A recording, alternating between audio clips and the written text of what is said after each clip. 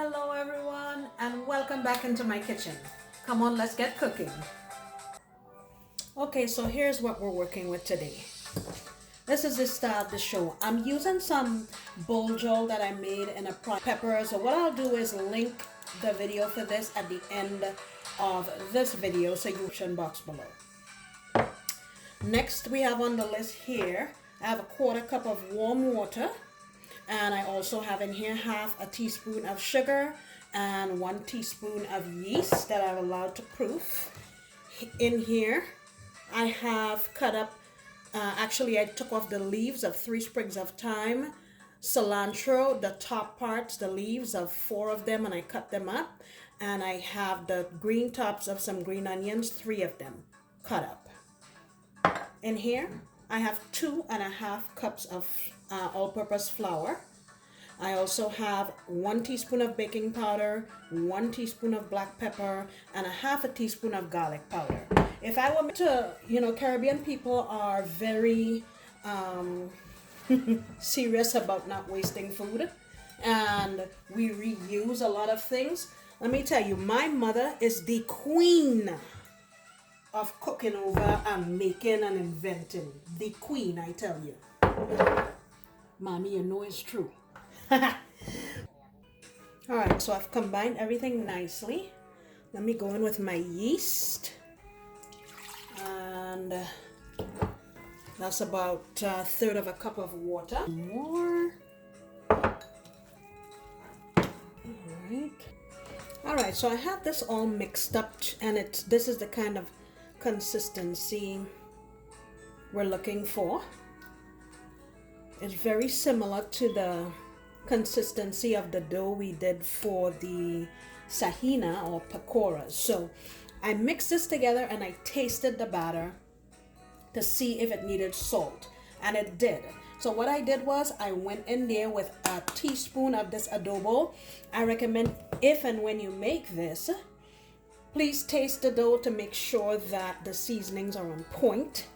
And because our buljol was nicely seasoned, we didn't have to do too much work to get this together. So I am going to allow this to sit in my oven, just with the oven light on, at least for about 30 minutes, just to let it rise a bit, and then we'll go on and cook it.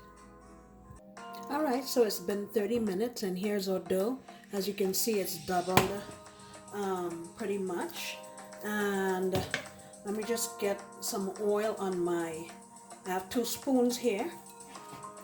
And I just don't want my dough to stick to it, that's why I did that.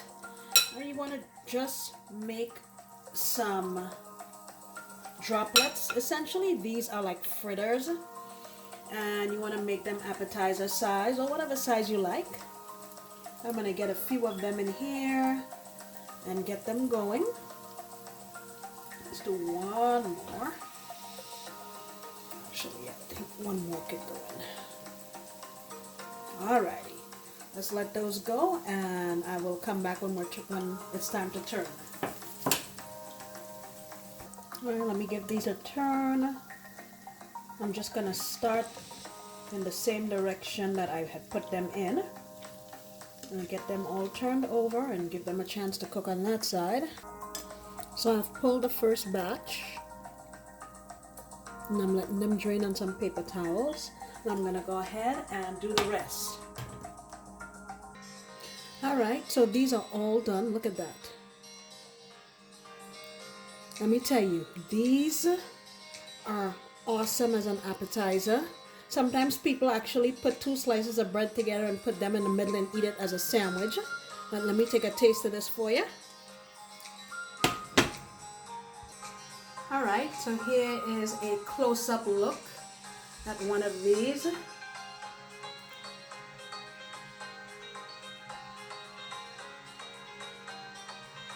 And my plan actually was to bake some of it in little muffin cups to see how they would turn out.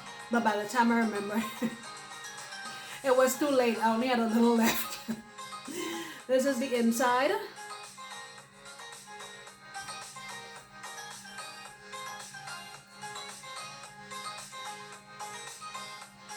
Let's see how spongy it is. Smells really good, reminding me of my childhood.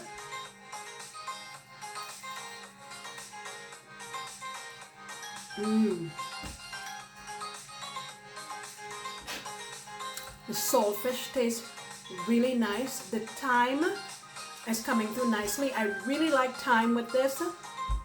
I could taste the onions, the garlic, all the peppers and stuff we put in there. A little bit of the habanero also coming through. But this is really delicious. Great appetizer.